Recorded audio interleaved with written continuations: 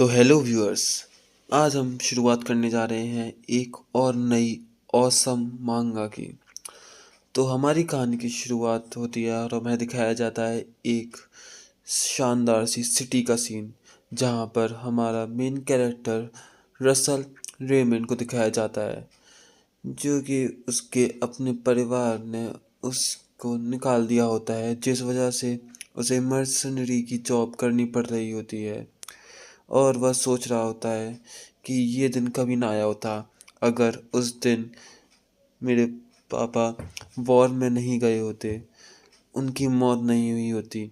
यह सोचते हुए वह बहुत ही ज़्यादा दुखी हो रहा होता है और सोच रहा होता है उस दिन से जो भी मैंने आज तक मेहनत करी वो सब बेकार हो गई, क्योंकि मेरे अंदर बिल्कुल भी टैलेंट नहीं था, और जो कि एक मेज के लिए सबसे बड़ा कर्स है वो मेरे अंदर था, मानव वेन डिसऑर्डर, जिस वजह से मैं ज़्यादा माना अपने अंदर स्टोर नहीं कर सकता। उसकी एक बहुत ही कम लिमिट थी, जिस वजह से मैं कभी भी रैंक 3 सर्कल में से ज़्यादा ऊपर नहीं जा सकता। और फिर इस वजह से मुझे जो कि लास्ट होप थी अपने फैमिली की ग्लोरी वापस लाने की, वो भी छूट गई। यह वह सोचते हुए दिखाया जाता है कि वह अटेंडर एक बाहर आती है और बोल रही होती है जो भी आज के लिए टेम्परेरी जॉब्स के असाइनमेंट्स वगैरह थे वो ख़त्म हो चुके हैं। यह सोचते हुए जो बाकी लोग होते हैं, क्या वो फिर से ख़त्म हो गए? अब हमें जाना चाहिए, क्योंकि हमें यहाँ पर कोई भी काम नहीं मिलने वाला। लेकिन हमारा मेन कैरेक्टर वहाँ पर बैठा रहता है और आसपास की बातें सुन रहा होता है और सोच रहा होता है यहाँ पर मुझे काम नहीं मिला। फिर हमें दिखाया जाता है एक म्यूज़ियम का सीन, जहाँ पर हमारा मेन कैरेक्टर काम करने के लिए जा चुका होता है, जो कि एक रैंक 1 सर्कल मेज के लिए ही थी। वह इस काम को इसलिए कर रहा होता है क्योंकि ये उसके लिए बहुत ही ज़्यादा इम्पोर्टेंट होता है। हमें दिखाया जाता है कि वहाँ पर बहुत ही ज़्यादा प्रीशियस चीज़ें रखी होती हैं, जहाँ का मैनेजर उसे बता रहा होता है कि तुम्हें यहाँ पर बहुत ही संभल के चलना चाहिए। फिर हमारा मेन कैरेक्टर एक दरवाजे के आगे खड़े होकर रुक जाता है और उसे एक रिंग में जो कि उसके एंसेस्टर्स से आई थी उससे वाइब्रेशन फील होते हैं। और ये देख के एमसी हमारा बहुत ही ज़्यादा हैरान होता है, क्योंकि जब उसके फैमिली की फेम एकदम पीक पे थी उस समय उसके फादर ने इस कमरे में जाने से मना किया था और कभी भी इस रूम में नहीं आया था, और हमेशा अपनी माँ से पूछता था कि इस कमरे में क्या है। उसकी मदर बोलती थी कि ये बहुत ही ज़्यादा इम्पोर्टेंट चीज़ रखी गई है। तभी हमारा मेन कैरेक्टर उसमें अपनी क्यूरियोसिटी को अंदर जाने से नहीं रोक पाता और अंदर चले जाता है। तभी वह बॉक्स खोलते हुए देखता है कि ये रिंग जो कि उसके पास है वो एक ड्रैगन आई की तरह है, और जो सामने चीज़ रखी है वो एक ड्रैगन हार्ट की तरह है, और ये दोनों ही आर्टिफैक्ट आपस में इंटरकनेक्टेड है। और उसी समय उसकी रिंग वाइब्रेट करने लगती है, जिस वजह से उसके अंदर से एक बहुत ही तेज़ एनर्जी निकलती है, और हमें दिखाया जाता है कि उसमें एक ड्रैगन का सीन, जो कि हमारे मेन कैरेक्टर के माइंड में आके बोल रहा होता है तुम्हें एक और चांस दिया जा रहा है, ये शायद आखिरी हो। और फिर हमें दिखाया जाता है सीन उसके पास्ट का। हमारा मेन कैरेक्टर पास्ट में रिग्रेस्ड हो चुका होता है, और उसी समय एक उसके टीचर उसके सर पर ज़ोर से किताब मारते हुए उसको उठाते हैं, बोलते हैं तुम क्लास में सो नहीं सकते। हमारा मेन कैरेक्टर बिल्कुल हैरान होते हुए देख रहा होता है कि आखिर चल क्या रहा है और मैं कहाँ पर हूँ। वो आसपास की चीज़ों को ऑब्जर्व करते हुए सोचता है क्या मैं टाइम में वापस से रिग्रेस हो चुका हूँ, क्योंकि ये सीन तो मेरे पास्ट का है। तभी वह बाहर निकलते हुए सोचता है ये सच नहीं हो सकता, क्या ये वही उस ड्रैगन ने किया है।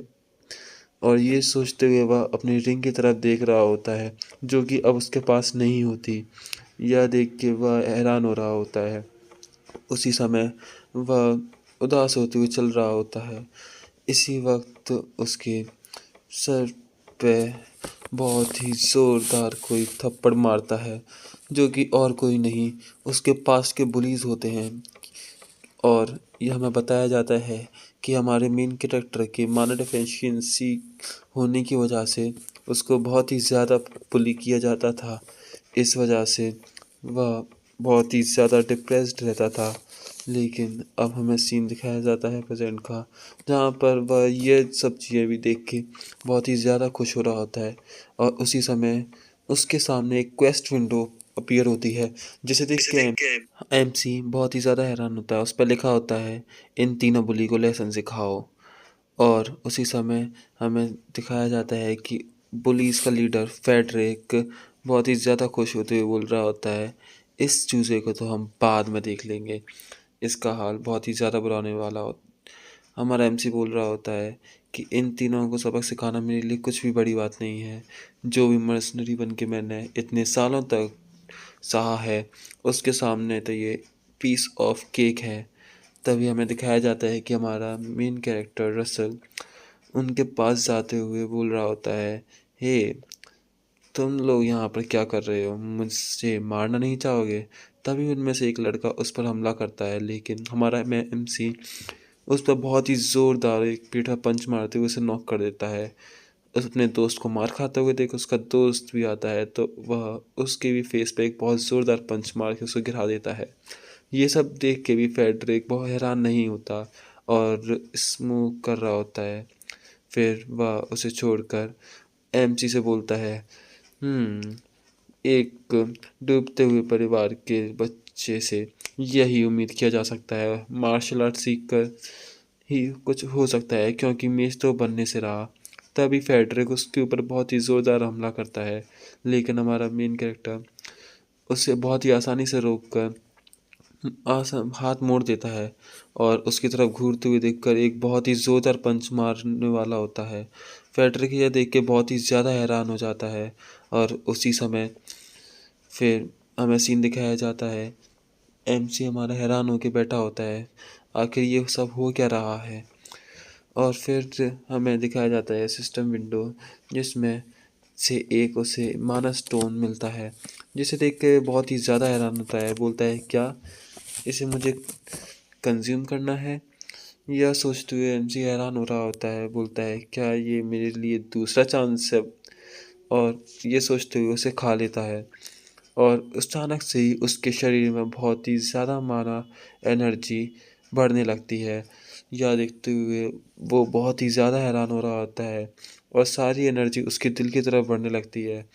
यह सोचते हुए वह अपनी सारी एनर्जी को कंट्रोल करने लगता है और उसे अपने माना सर्कल में कन्वर्ट करने की कोशिश करने लगता है। वह यह सब देख के बहुत ही ज़्यादा हैरान हो रहा होता है। बोलता है, क्या मेरे अंदर ऐसे भी माना इकट्ठा करा जा सकता है? यही सोचते हुए वहीं पर बैठे कल्टीवेट करने लगता है और माना को अपने माना सर्कल में इकट्ठा करने लगता है।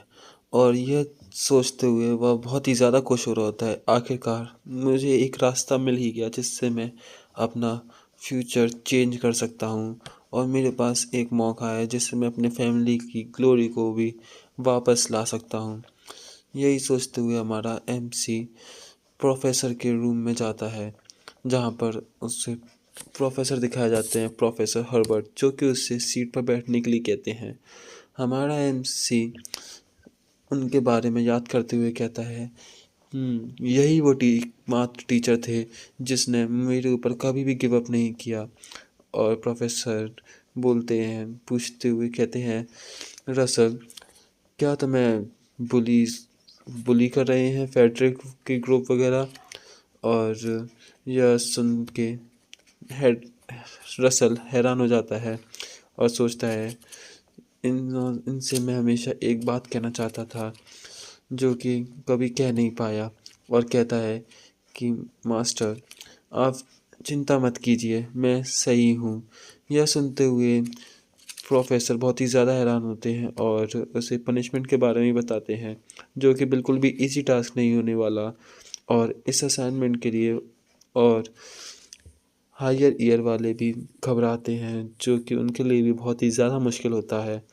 यह सब सुनते हुए भी हमारे मेन कैरेक्टर के सामने एक स्क्रीन विंडो पॉपअप होती है जिस पर लिखा होता है कि इस क्वेस्ट को कंप्लीट करने पे एक और लो ग्रेड का माना स्टोन रिवॉर्ड के रूप में है।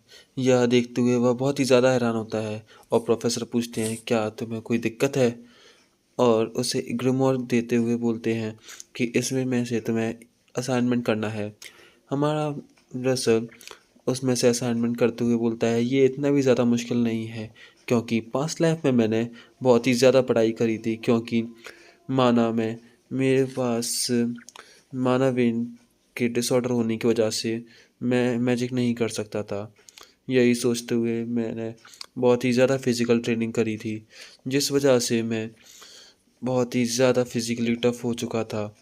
और यह सोचते हुए एमजी सोच रहा होता है, लेकिन इस समय और याद कर रहा होता है कि एक बार उस मॉन्स्टर से फाइट करते समय उसे बहुत ही ज़्यादा प्रॉब्लम हुई थी, क्योंकि उस मॉन्स्टर का फिज़िकल डिफेंस बहुत ही ज़्यादा अच्छा होता है और भागते हुए वह अपने मैजिक से फायर्स एमिट करता है जो कि उस मॉन्स्टर की तरफ करता है, लेकिन उस मॉन्स्टर को उससे घंटा बिल्कुल भी फ़र्क नहीं पड़ता।